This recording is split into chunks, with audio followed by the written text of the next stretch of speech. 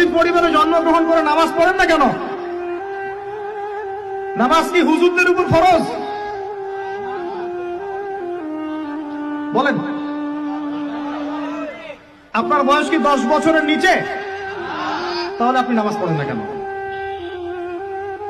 ফরজ মানে কি? আপনি ইচ্ছা হইলে করলেন, ইচ্ছা হইলে করবেন না, নাকি এটা ফরজ? ফরজ হইতো বোঝেন। ফরজ কি? ওই যে প্রত্যেক রাতে যে মেয়ের সাথে খষ্টি নষ্টি না করলে আপনার ঘুম হয় না, ওইটা হচ্ছে ফরজ। স্কুলে কলেজে গিয়ে মেয়েদের সাথে অ্যাফেয়ার্স করা, ডেটিং করা, এই পাবজি খেলা, আমাদের সবার উপর এখন ইউটিউবিং, ফেসবুকিং ফরজ। ফরজ বোঝেন, এইভাবে বোঝেন, এগুলো হচ্ছে ফরজ আপনার উপরে। তো সালাত, হাইয়া আলা সালাত প্রত্যেক দিন আপনার কানে যায়, কেন সালাতে আসেন না? হাইয়া আলাল ফালাহ আপনার আমার কানে যায়, কেন সালাতে আসেন না? কখন সালাতে আসবেন?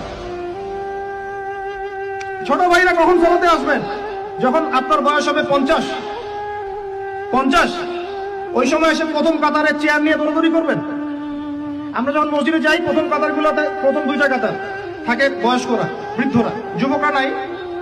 আর ওই সময় চেয়ার নিয়ে মারামারি, কারণ এখন তো সেজদা দেওয়ার মতো শরীরের ক্ষমতা নাই। আর কে আগে চেয়ার দখল করতে পারে, ওই হচ্ছে প্রতিযোগিতা। তখন আপনারা কি, আমরা কি ওই সময়ের জন্য অপেক্ষা করছি?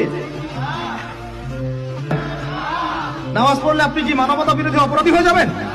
এই ফাইজলামি মার্কে কথাবার্তা যারা বলবে, সমাজ থেকে বয়কট করে দিবেন, সামাজিক প্রতিবাদ করে তুলবেন। এই শব্দগুলো সস্তা করতে করতে যাকে তাকে যা ইচ্ছা তাই বলে বেড়াচ্ছে। ধর্মের কথা, ইসলামের কথা বললেই মানুষ সন্ত্রাসী হয়ে যায়। আমরা কি শান্তিপূর্ণ পরিবেশের মধ্যে অশান্তি সৃষ্টি করতে চাই?